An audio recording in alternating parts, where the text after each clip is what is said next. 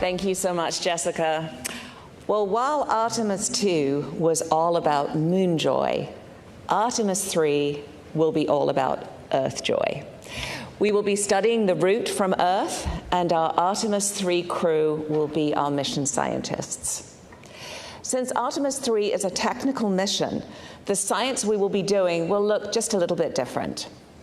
We will study Earth's atmosphere, the environment around Orion during the mission, and the impact of space's influence within the Orion capsule.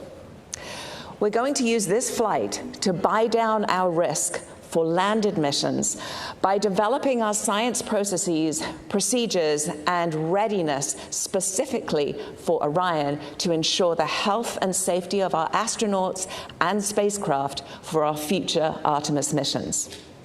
And the best way to do it is by taking real data that is uniquely enabled by this mission. For this technical and complex mission, we will focus on how we can better work with the unique Orion capsule and test and establish the necessary groundwork prior to landing on the mission with Artemis IV. With Artemis III, we will initiate the preparation phase of packing our interplanetary survival guide with the necessary knowledge, equipment, and roadmap needed to plant astronaut boots back on the lunar surface to stay. Think of it this way.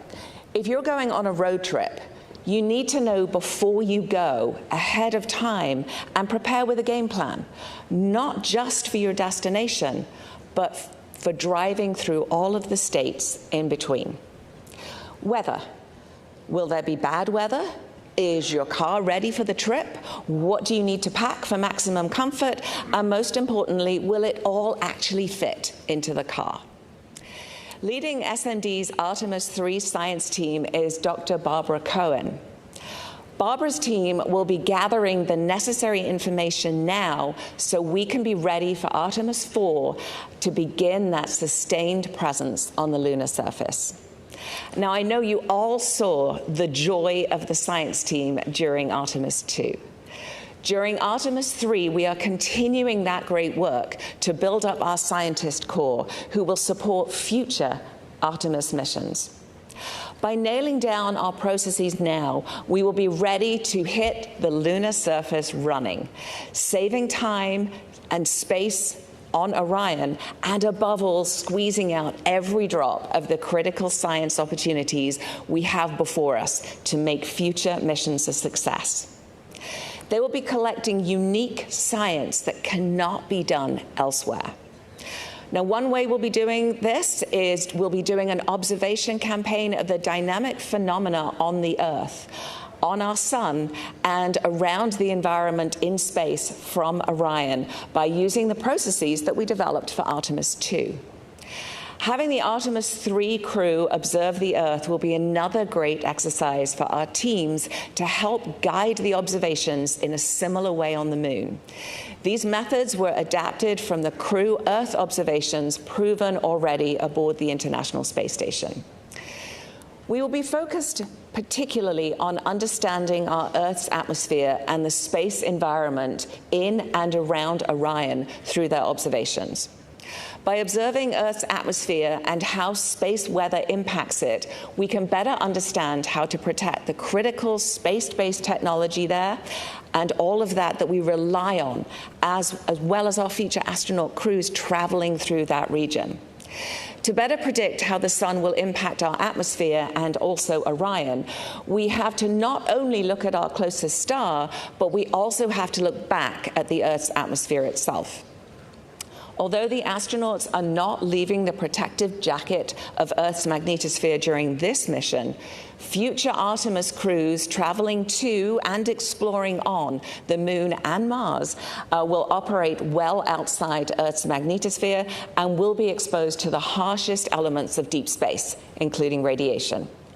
Now, this makes space weather research all the more vital as we move forward on the Artemis program, and our NASA space weather stations situated in strategic locations across our solar system are absolutely ready. When the sun triggers space weather events, the conditions in Earth's atmosphere can increase drag on the spacecraft. Now, this friction-like force pushes back against the vehicle, gradually draining its orbital energy and causing it to lose altitude over time, a process that we call orbital decay. This drag is highly sensitive to solar activity. So by analyzing atmospheric behavior, we can gain insight into different conditions by looking at how the atmosphere slows Orion down at different points in its flight. Understanding the environment outside Orion will also inform us of what future science instruments we could put on the outside of that vehicle. We're also using our ground-based assets across the world to look at Orion in low Earth orbit. And this is an opportunity that was not possible during the Artemis II mission due to the very quick time they spent in LEO. We are also characterizing the Orion capsule itself. We are going to initiate processes for Artemis contamination control and contamination knowledge by bringing samples out of Orion back to curation so we can identify and evaluate the environment within for our astronaut crew and for our future lunar samples. This will help us remove any background noise that may return with our lunar samples so we can subtract it out of the characterization of the samples and really get to the core of what they are. We will be doing all of this while also studying how our crew safely live and operate in space and within the Orion capsule, thereby ensuring future mission success. Now, we're still at the beginning with our planning for science, so stay tuned as there will be more exciting science yet to ride along with Artemis III.